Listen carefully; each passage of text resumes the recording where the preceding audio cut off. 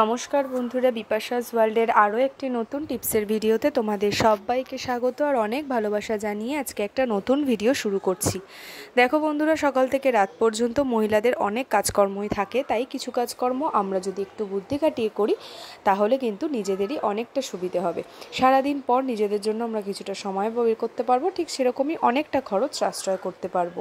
তাই এমনই কিছু উপকারী টিপস থাকছে আজকের ভিডিওতে। ভিডিওটি শুরু করা যাক বন্ধুরা। ভালো লাগলে সাবস্ক্রাইব করে পাশে থেকো। প্রথম টিপস, দেখো বন্ধুরা, আমরা যখন কিচেনে কাজ করি দেখবে কিচেনের কিন্তু এরকম অনেকগুলো তাক করা থাকে যেগুলো কিন্তু অনেকটাই উঁচুতে, তাই না, অনেকটা ওপরের দিকে। সেই ক্ষেত্রে আমাদেরকে কারোর হেল্প নিতে হয়, অথবা পা উঁচু করে জিনিসগুলো পারতে হয়, অথবা কোনো চেয়ার বা টুলে উঠেও সেগুলোকে আমাদেরকে পারতে হয়। তখন কিন্তু অনেকটাই সমস্যা হয়, তাই না? তাই এত কিছু করার প্রয়োজন নেই। তোমরা কিন্তু এরকম যত ওপরেই হোক না কেন, তোমরা কিন্তু নিজেরাই সেই প্রত্যেকটা কৌটোকে বের করতে পারবে। দেখবে সামনের দিকের কৌটোগুলো বের করা গেলেও পেছনের দিকের কৌটোটা কিন্তু একেবারেই বের করা যায় না, খুব অসুবিধে হয়। দেখবে সেই ক্ষেত্রে কোথায় কোনটা জিনিস রাখা হয়েছে সেটাও কিন্তু মাঝে মাঝে মনে থাকে না।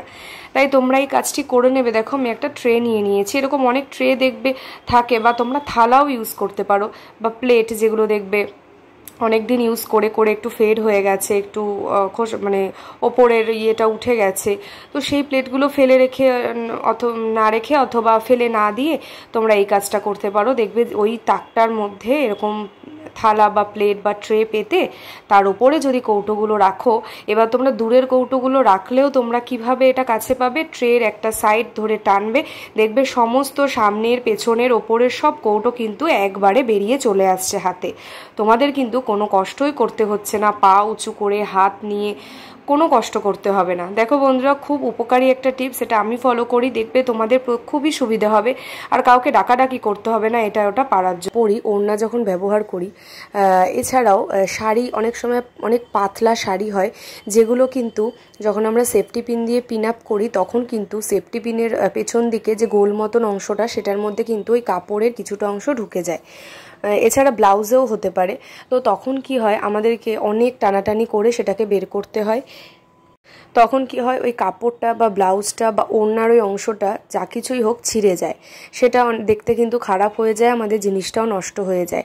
তাই তোমাদের আজকে একটা দারুণ আইডিয়া বলবো, যাতে কি না তোমরা এরকম পাতলা কিছু পরলেও কোনো অসুবিধে হবে না। দেখো ট্যাবলেট আমরা এখন কম বেশি ওষুধ প্রত্যেকের ঘরেই থাকে, প্রত্যেকের খাই। কি হবে, এই ট্যাবলেটের স্ট্রিপ থেকে একটু ছোট্ট অংশ আমি কিন্তু নিয়ে নিয়েছি, দেখতেই পেলে। তো এটাকে 2-3টে ছোট ছোট করে ফোল্ড করে দেব, যাতে বোঝা না যায় সেইভাবে।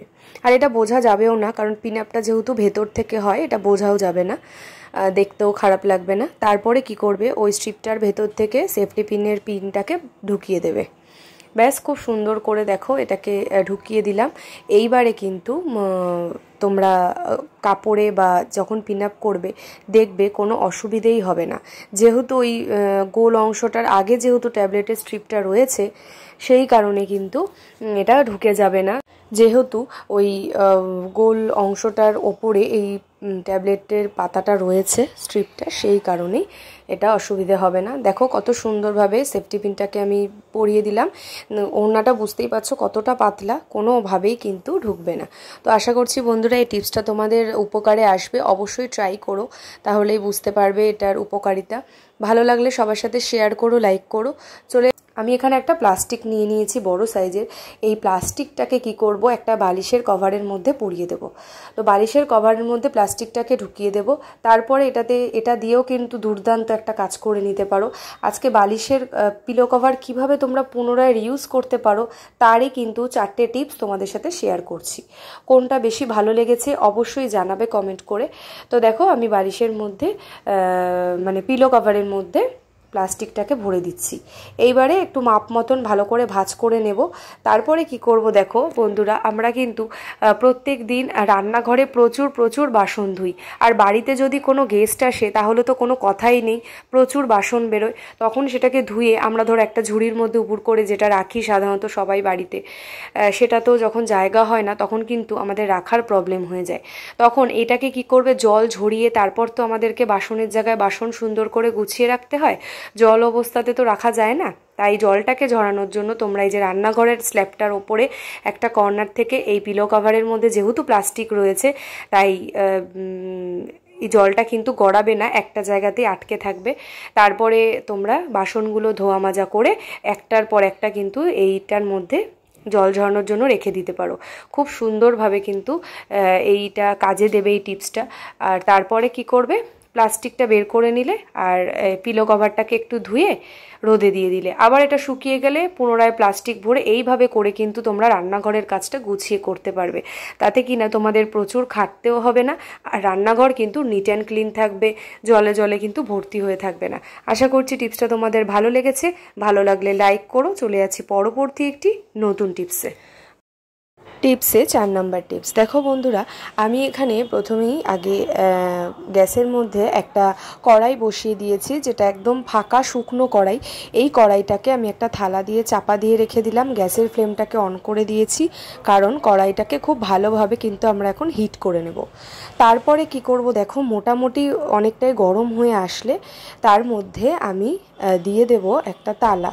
তো বন্ধুরা, আমরা যেই তালা ব্যবহার করি, তালা চাবি লাগাই, ঠিক সেই তালাটাই কিন্তু আমরা এখানে ব্যবহার করব। তার দারুণ একটা দুর্দান্ত কাজ হবে এটা দিয়ে। মহিলাদের সবারই, মহিলা পুরুষ উভয়েরই ভালো একটা কাজ হবে, সেটাই তোমাদের সাথে শেয়ার করব। দেখো কড়াইটা খুব ভালোভাবে গরম করে নিয়েছি। এবারে থালাটা আমি তুলে দিলাম, দিয়ে থালাটা চাপা দেওয়ার কারণ খুব তাড়াতাড়ি তাহলে কড়াইটা হিট হবে। এইবারে দেখো আমি একটা তালা নিয়ে নিয়েছি, যেরকম সাইজের হবে, ছোট বড় মাঝারি, সেই তালা দিয়ে তালাটাকেও কিন্তু বসিয়ে ভালো করে হিট করবে।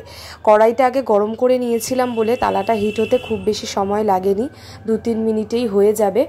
এইবারেই দেখো আমি কি করছি, তালাটা খুব ভালোভাবে গরম হয়ে এসছে। এইবারে কিন্তু আমি একটা কাপড়ের সাহায্যে তালাটাকে তুলে নিলাম। খুব সাবধানে কাজটা করবে, কারণ ভীষণ কিন্তু গরম, তার ফলে কিন্তু ছ্যাঁকা লাগতে পারে, চামড়া উঠে যেতে পারে, তাই খুব সাবধানভাবেই কাজটা করবে। এইবারে ফ্লেমটাকে বন্ধ করে নিয়েছি। করে কি করব, দেখো আমি এখানে একটা শুকনো কাপড় পেতে নিয়েছি, সুতির কাপড়। তো যেরকম সুতির কাপড় আছে সেরকম নিয়ে নেবে। নিয়ে এইবারে তালাটাকে কিন্তু আমি এটার মধ্যে দিয়ে দিলাম। দিয়ে এইবারে প্রত্যেকটা সাইড ভালো করে কিন্তু ফোল্ড করে নিচ্ছি। এটা দিয়ে এবার কি করব, দেখো দেখো বন্ধুরা, সবার বাড়িতে কিন্তু হট ব্যাগ থাকে না, আর মহিলাদের কিন্তু বিশেষ করে এই জয়েন্টে জয়েন্টে যে পেইন, ভীষণ কিন্তু এই সমস্যা হয়, ভীষণ হাত পা ব্যথা হয় মহিলাদের। বিশেষ করে দেখবে হাতের কবজি, এটা ম্যাক্সিমাম এখন 80% মহিলার এই সমস্যা। কোমরে ব্যথা, ঘাড়ে ব্যথা, তো এই সমস্ত ব্যথার জন্য কিন্তু ডাক্তারবাবুরা বলে যে হট শেক করতে। তখন কিন্তু হট ব্যাগ না থাকার ফলে আমরা কি করি, সাধারণত শুকনো কড়াইতে বা তাওয়ার মধ্যে কাপড়টাকে গরম করে তারপরে ভালো করে শেক করি। তো এটা কি হয়, এক জায়গায় ওই গ্যাসের সামনে দাঁড়িয়ে দাঁড়িয়ে শেক করতে হয়, এদিক ওদিক যাওয়া যায় না, আর একভাবে দাঁড়িয়ে কাজটা করতে হয়। তো তোমরা যদি একটা তালাকে ভালো করে গরম করে এই কাপড়ে পেঁচিয়ে শেক করো, তোমরা বিভিন্ন কাজ করতে করতেও শেক করতে পারবে। এমনকি গ্যাসও অনেকটা বাঁচবে। ওই গ্যাসের সামনে গ্যাস অন করে রেখেও কিন্তু দাঁড়িয়ে থাকতে হবে না। এছাড়াও টিভি দেখতে দেখতে তোমরা সন্ধ্যেবেলা একটু শেক করে নিলে, তারপরে মহিলাদের যে কোমরে পেইন হয় সেটাও কিন্তু দিতে পারো। আশা করছি বন্ধুরা টিপসটা তোমাদের ভালো লেগেছে, অবশ্যই ট্রাই করবে, খুব ভালো কাজ দেবে। তো আজকের ভিডিওতে কোন টিপসটা তোমাদের সবথেকে বেশি ভালো লেগেছে সেটা অবশ্যই কমেন্ট করে জানাবে। আর ভালো লাগলে অবশ্যই বিপাশাস ওয়ার্ল্ড চ্যানেলটিকে সাবস্ক্রাইব করে পাশে থেকে। আজকের মতন এই পর্যন্তই বন্ধুরা, পরের দিন আবারও একটি নতুন ভিডিও নিয়ে দেখা হচ্ছে তোমাদের সঙ্গে। ততক্ষণ সবাই ভালো থেকো, সাবধানে থেকো আর সুস্থ থেকো।